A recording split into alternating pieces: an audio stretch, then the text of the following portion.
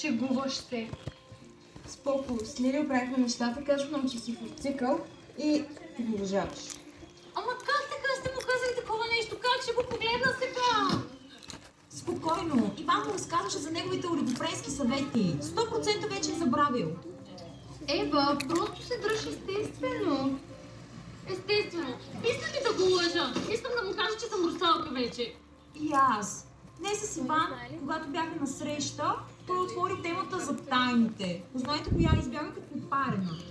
Момичета, много добре знаете, че никой не трябва да разбира за нашата тайна. Момичета! Ха, ето една там лудата шарлатанка, където се прави на магиосница. Луда, но магиосница. Стефи, извини, малко е несъобразителна. Няма проблем. Точно в момента позицията на планетите